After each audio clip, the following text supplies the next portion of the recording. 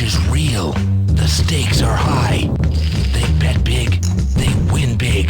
They lose big. High stakes live action poker. Live at the bike.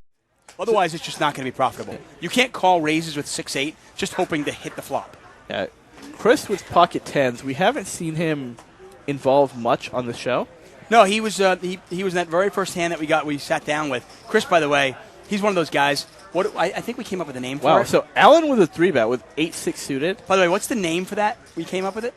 The guy who sits down with like $15,000 and never plays a hand? What a nit.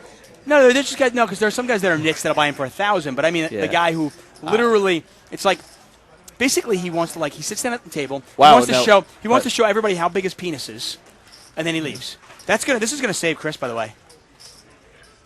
Wow. Yeah, Chris. How do you fold that? Chris mucking.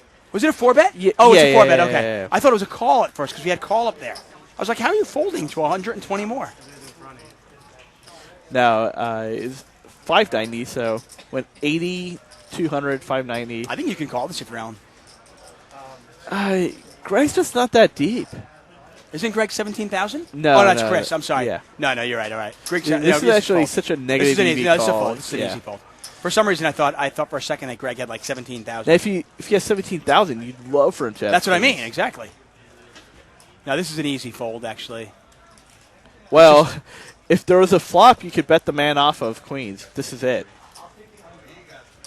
We'll see if Alan he gets the signal because Greg checks.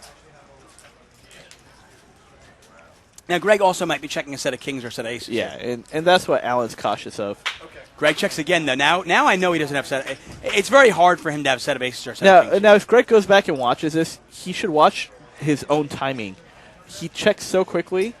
That hand earlier against Dan, he called so quickly. Like, when he acts so quickly, it kind of just tells me his action and, like, what he's thinking, like, how married he is to a pot. The only thing I'll say is, if Alan is going to bluff at it, if he was going to bluff the turn, to me, I either, don't bluff at all or bluff two. You have to bluff two streets. Because one fire is not – you're going to have to bet, say, 550 on the turn and then another, say, 1,100 on the river. Yeah, I don't think one bet's going to get it done. So the question is, are you bluffing him off 10s, jacks, or queens here ever? And that's what we're going to find out. As played, I mean, the funny thing is, there are a lot of times where I actually will check back, like ace-10 here twice, just because I'm like, I'm not going to get two streets of value, so I'll just check it back and I'll get the value on the river. But I don't like this call at all. I mean, I don't like this bet at all. I mean, it's an easy call. Like you said, the two streets is where you need to. I've seen guys, but by the way, I've seen guys bet the turn though. They'll bet 550 or 600 on the turn, and then they'll give up, and that's just as bad. To me, it's like you have to. When your opponent has 4-bet you out of the blinds and then checks twice on an ace-king board, I'm almost always putting him on queens or